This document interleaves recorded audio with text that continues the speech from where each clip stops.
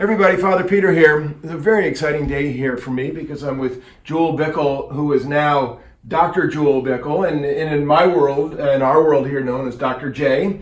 And you received news of the completion of your doctorate with the defense of your dissertation on Monday. On Monday, okay. And so now today is Thursday, and here you are. So you've been a doctor for 3 days. I wonder if you might just tell us a little bit about how that all feels and, how you got to it. Yeah, it still doesn't feel very real. I kind of keep expecting them to send me an email and saying, by the way, you have one more thing to do.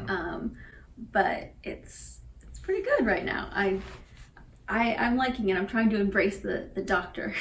So I think it's really important for everybody out there to know that you're a doctor of philosophy, and that our world is in great need of doctors of philosophy. And to get there, you have done so much. Can you just give us like a little dinky snapshot of some of that which you studied, some of that so muchness that you did to get to where you are?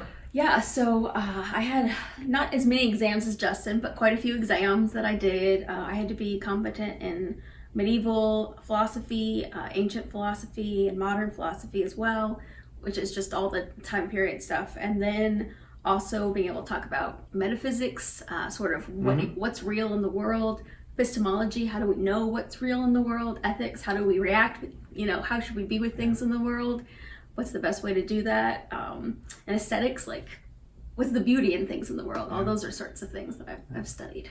Well, I love those topics, and just in honor of you, I took out the Encyclopedia of Philosophy off my shelf. These are volumes. I don't have volumes 1 and 2. These were my favorite books in college, and I got these 2 at Mayfair. So anybody out there in the Mayfair world who's still got my volume 1 and 2, I'd really like to get it next year here. But this reminds me of you, because in order to become a doctor, you have to take this and put it in here. And you've done so much of that, but all of that comes down to the dissertation that you wrote. And you wrote a dissertation that really matters for the world today. I wonder if you could just say a little bit about that. Yeah. My dissertation is on disagreement, something we don't have that often in this world at all. So I wanted to look at sort of how we can talk about disagreement. Not only how can we seek the truth in disagreement, but how can we do it virtuously? How can we ensure that we are open-minded, that is, we are taking seriously the merits of the other point of view? How are we doing it humble, where we know our limitations? And how are we doing it with intellectual fortitude, that is, standing our ground when we need to? And so those are the 3 things I really look at in my dissertation. Wow, was there ever a more timely dissertation than the world we live in today that is so unbelievably polarized, where people just, by definition, are doing away with the other person's opinion once they find out their affiliation, whatever ideology it might be. Yeah. So you've also been mightily blessed by some work, things that have unfolded in your life. You gonna say a word about that? I'm really excited to say that I'm going to be teaching at Westchester Community College in the fall.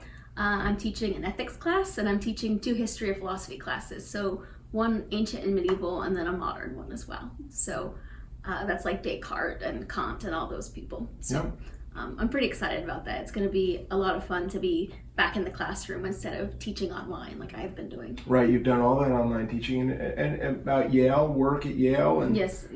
Might say a word about that? Yeah, this past spring I had the pleasure of working with Professor Miroslav Wolf and Professor Chris Wyman. They were co-teaching a class called Suffering, which, big topic, and in it, like some of the other classes that Miroslav teaches, they went through various different perspectives on suffering, and so I got to help them, and they wanted to have someone, provide a philosophical point of view to their sort of poetry and their, yes.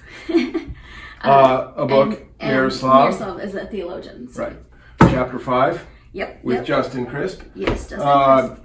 So we're really excited for you and with you. Consider you a very important part of our life and our community together. And your achievement, life achievement, you had interest in this since you were a girl. I mean, you worked for this, I think Justin said to me, 15 years? 15 years, yeah. Not a lot of 15-year-olds decide they want to get a PhD in philosophy, but I did, and I've been working really hard on it. That's been my plan since I turned 15. That's amazing. It's really Yeah, crazy to think. Well, I actually, as a kid, I was very interested in getting a PhD in philosophy too, but fell by the wayside because I just didn't have the heft to make the journey. So, I'm not sure that's such the a case. beautiful thing. You also have a ministry in the midst of our community, something where you serve your Lord in our community. I wonder if you might tell everybody a little bit about what you do here.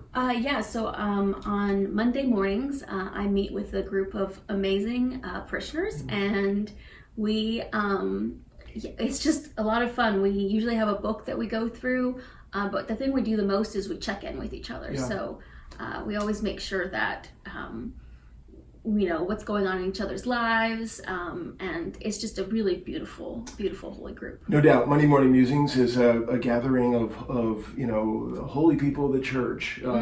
Way off the trail for people who were there on Sunday, might not even know what's happening, but there it is, a holy hothouse. Yes. For all those who you gather with and help to lead and pastor and care for, and are yourself pastored and cared for by the love of the group. Absolutely. They've been really supportive of me in my journey. So you've grown up in a very religious household. Your own spiritual journey has taken many twists and turns. Yes.